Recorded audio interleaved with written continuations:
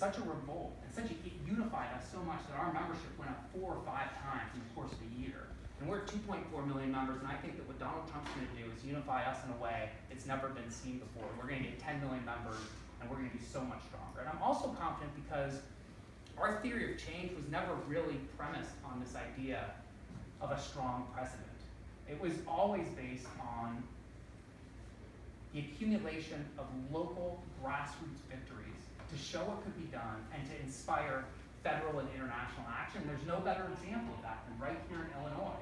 The reason I came here 15 years ago was because Verena Owen saw that they were trying to build a coal plant out in the Medewin tall grass prairie out here. It was an index plant, it was a big coal plant, and she didn't want it. She didn't want it in her backyard. The Sierra Club is a great platform. If you want to see something not get built, you come to the Sierra Club. She was already here, but she was like, let's go fight this, and we need to raise money, so I came out here, and fight it we did, and we beat it. It took us a long time, but we beat it, and in the process of taking it on, we realized that there were 19 more plants proposed in Illinois alone, 180, 200 nationwide, and that if those had been built, they would have pushed the world into a climate chaos, just those plants alone. And so we mobilized city by city, utility by utility, and stopped over 90% of those coal plants. So I know we can do it because I've seen it done, and our theory of change is based on that kind of bottom-up grassroots advocacy.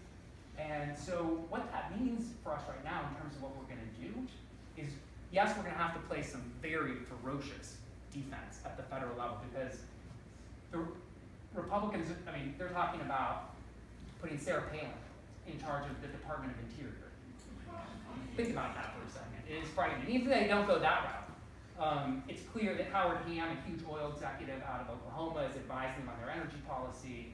The person they're putting in charge of the EPA is the chief climate denier in the world. Posters of him were all over Paris, climate criminal. And our president is the only elected national leader who doesn't believe in climate change. So on record, he believes it's a hoax by the Chinese. So we do have our work cut out for us.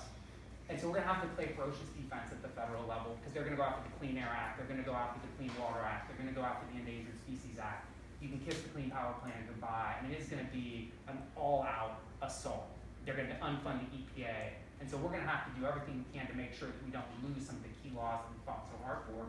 But we need to triple down at the local level because that's where we're strongest and that's where we can win. And so we're going to go into states like Wisconsin and Michigan, states that were lost in this election, and focus not just on getting pollution reduction, but also long-term power building, looking at the coalitions that we'll need to win. We're going to work with clean energy companies to ensure that they're creating jobs in those states and unionizing those jobs and finding a way to engage the disengaged that we did not do such a good job of apparently prior to this election. And then in states like Illinois, progressive states, in New York, California, and others, we're going to go big. We're going to be pushing those states to get to 100% clean energy as quickly as possible, and we'll be using cities like Chicago as a starting place to get there. So we're going to have Chicago join 19 other cities in this nation to be one of our Ready for 100 cities to show that you can actually power your economy with clean energy and create jobs and prosperity and clean air and all those great things. We're also going to need to build coalitions in a way that we've never done before with civil rights groups, with frontline groups that are being impacted, with immigration rights groups. Everything's going to be under attack, and if we try to divide and conquer, we're not going to be strong enough to fight against the coalition that is now assembled against us.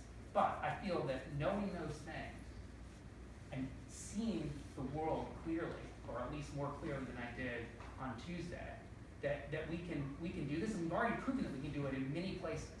The challenge in front of us is to take the good things we're doing in a few different places and do them together in 100 places. And that is the challenge in front of us. I feel very confident that we can do it. And